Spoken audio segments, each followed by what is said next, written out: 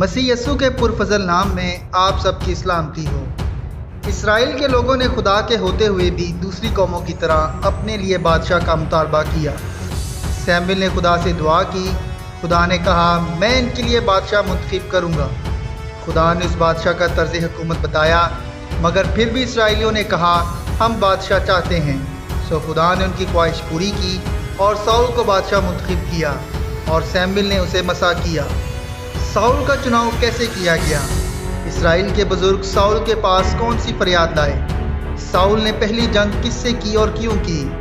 Saul نے خدا کی کون سی بات نہیں مانی؟ آخر کس وجہ سے خدا نے ساؤل سے سلطنت لے کر کسی اور کو دے دی، اور یہ شخص کون تھا؟ یہ سب ہم آپ کو بتائیں گے آج کی اس قسط میں۔ سیموئیل نبی نے لوگوں کو مصفا میں خدا کے حضور بلایا اور ایک بار پھر سے نے بتایا کہ کس طرح انہوں نے خدا کی نعمتوں کی تحقیر کرتے ہوئے اپنے لیے بادشاہ کا مطالبہ کیا ہے۔ اس کے بعد سیموئیل نبی نے کہا کہ اسرائیل کے سب قبیلے نزدیک آئیں اور قرعہ ڈالا گیا تاکہ دیکھا جا سکے کہ خدا نے بنی اسرائیل کے کس قبیلہ میں سے بادشاہ چنا ہے۔ سو قرعہ بنیامین کے قبیلے کا نکلا۔ تب وہ بنیامین کے قبیلے کو خاندان خاندان کر کے نزدیک لائے۔ پھر قرعہ ڈالا گیا تو اس بار نام متریوں کے خاندان کا نکلا۔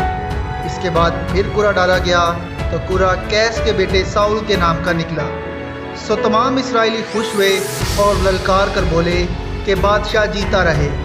پھر سیموئیل نے لوگوں کو طرز حکومت بتایا اور لوگوں کو رخصت کیا۔ اس واقعے کے کچھ دنوں بعد ایسا ہوا کہ امونی قوم کے بادشاہ ناحس نے اسرائیل کے شہر جبیز پر حملہ کر دیا، اور اسرائیل کے لوگوں نے امونیوں سے صلح چاہی اور ان کی خدمت کرنے کی پیشکش کی، مگر ناحس نے ان سے کہا کہ وہ اس شرط پر ان سے صلح کرے گا کہ اگر بنی اسرائیلی اپنی دہنی آنکھ نکال دیں تاکہ وہ اسرائیلیوں کو ذلت کا نشان بنا سکے۔ سو اسرائیل کے بزرگ جمع ہو کر ساؤل بادشاہ کے پاس اپنی فریاد لے کر آئے۔ سو جب ساؤل بادشاہ نے یہ بات سنی تو خدا کی روح اس پر زور سے نازل ہوئی اور اس کا غصہ نہایت بھڑکا۔ سو اس نے ایک جوڑی بیل لے کر ان کو ٹکڑے ٹکڑے کاٹا اور قاصدوں کے ہاتھ اسرائیل کی سب سرحدوں میں بھیج دیا، اور کہا کہ جو کوئی ساؤل اور سیموئیل کے پیچھے نہ ہوئے اس کے بیلوں کے ساتھ ایسا ہی کیا جائے گا۔ اور خداوند کا خوف لوگوں پر چھا گیا اور وہ ایک تن ہو کر نکلے۔ سو ساؤل تقریباً 3,30,000 کا لشکر لے کر نکلا اور یبیس میں جا کر خیمہ زن ہوا، اور اگلی صبح کو ساؤل نے لشکر کے 3 گول کیے، اور وہ رات کے پچھلے پہر امونیوں کے لشکر میں گھس کر امونیوں کو قتل کرنے لگا، یہاں تک کہ دن چڑھ گیا، اور جو امونی بچ رہے وہ ایسے تتر بتر ہوئے کہ 2 آدمی بھی کہیں ایک ساتھ نہ رہے۔ یہ ساؤل کی پہلی جنگ تھی۔ ساؤل بادشاہ 30 برس کی عمر میں سلطنت کرنے لگا۔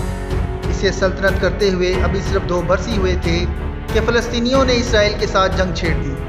اسرائیلیوں نے جب فلسطینیوں کا لشکر دیکھا تو وہ خوف میں مبتلا ہو گئے اور چھپنے لگے۔ سو ساؤل اور اس کے بیٹے یونتن نے کچھ ہزار اسرائیلی فوجیوں کے ساتھ مکماس کے نواح میں فلسطینیوں کو شکست دی۔ اسی جنگ میں ساؤل نے اپنی بادشاہت کے دور میں اپنی زندگی کی بہت بڑی اور پہلی غلطی کی، وہ یہ کہ سیموئیل نبی نے 7 دن میں لازمی طور پر مذہبی رسومات ادا کرنا تھی، جن میں خدا کے حضور سلامتی اور سوختنی قربانیاں گزرانا شامل تھا، اور اس کے بعد جنگ شروع کرنا تھی۔ اور یہاں یہ بات بھی یاد رکھیں کہ یہ قربانی صرف اور صرف کاہن ہی ادا کر سکتا ہے، مگر جب سیموئیل نبی نہ آیا تو ساؤل نے جلد بازی کی اور وہ قربانیاں خدا کے حضور گزران دی اور خدا کا حکم توڑ دیا۔ جب وہ یہ قربانی گزران چکا تو اس نے دیکھا کہ سیموئیل نبی آ رہا ہے، تو ساؤل نے اس کا استقبال کیا اور وجہ بتائی کہ کیوں اس نے قربانی گزرانی، مگر سیموئیل نبی نے ساؤل سے کہا کہ اس نے بیوقوفی کی ہے اور اس نے خدا کا حکم توڑا ہے، اور خدا نے اس سے سلطنت لے کر ایک اور شخص کو دے دی ہے۔ مکماس میں فلسطینیوں کو شکست دینے کے کئی سال بعد سیموئیل نبی نے خدا کا پیغام ساؤل تک پہنچایا کہ وہ عمالیکیوں کے خلاف جنگ کرے اور انہیں مکمل طور پر ختم کر دے، یعنی ان کا نام و نشان دنیا سے مٹا دے۔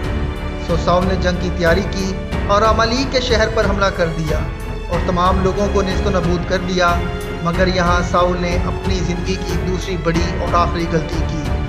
اس نے خدا کے حکم کو ایک بار پھر نہیں مانا اور عمالیکیوں کے بادشاہ اور ان کے بہترین چھپایوں کو زندہ چھوڑ دیا۔ جب سیموئیل نبی تک یہ بات پہنچی کہ اس نے ایک بار پھر خدا کے حکم کی نافرمانی کی ہے، تو اس نے خدا کا پیغام ساؤل تک پہنچایا کہ خدا نے اس کی نافرمانی کی وجہ سے اسے بادشاہ کی حیثیت سے مسترد کر دیا ہے۔ یہ کہہ کر جیسے ہی سیموئیل نبی واپس جانے کے لیے مڑا تو ساؤل نے سیموئیل نبی کے جبہ کا دامن پکڑا اور وہ چاک ہو گیا۔ تب سیموئیل نبی نے کہا، خدا نے اسرائیل کی بادشاہی تجھ سے آج ہی چاک کر کے چھین لی اور تیرے ایک پڑوسی کو جو تجھ سے بہتر ہے دے دی ہے۔ اس کے بعد سیموئیل نبی نے خود عمالیکیوں کے بادشاہ کو مار ڈالا اور اس واقعے کے بعد دوبارہ پھر کبھی ساؤل سے نہ ملا۔ ساؤل نے اپنی زندگی میں بہت سی جنگیں لڑی، مگر اس کی آخری جنگ ایک بار پھر فلسطینیوں سے تھی۔ یہ جنگ ساؤل پر نہایت بھاری ثابت ہوئی، کیونکہ اس جنگ میں فلسطینیوں نے ساؤل کے 3 بیٹوں کو مار ڈالا تھا اور ساؤل فلسطینیوں کے 3 اندازوں کے درمیان گر چکا تھا۔ تب ساؤل نے اپنے ساتھی سے کہا کہ وہ اپنی تلوار سے اسے مار ڈالے، مگر اس کے ساتھی نے ایسا کرنے سے انکار کیا۔ تو ساؤل نے اپنی تلوار لی اور اس پر گرا اور مر گیا۔ جب فلسطینیوں نے دیکھا کہ ساؤل اور اس کے 3 بیٹے مر گئے ہیں تو انہوں نے ان کے سر کاٹ لیے اور ان کے ہتھیار اتار لیے اور ان کے ہتھیاروں کو اثرات کے منظر میں رکھا اور ان کی لاش کو بیت شان کی دیوار پر جڑ دیا۔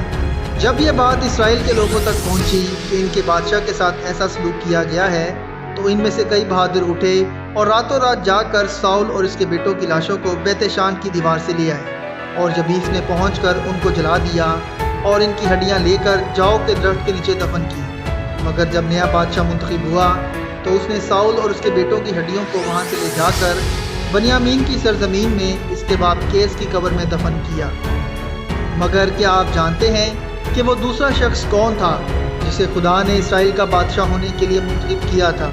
یہ ہم آپ کو بتائیں گے مگر اگلی ویڈیو میں۔ خداوند ہمیشہ آپ کے ساتھ رہے اور آپ کی اور آپ کے خاندان کی محافظت فرمائے۔ آمین۔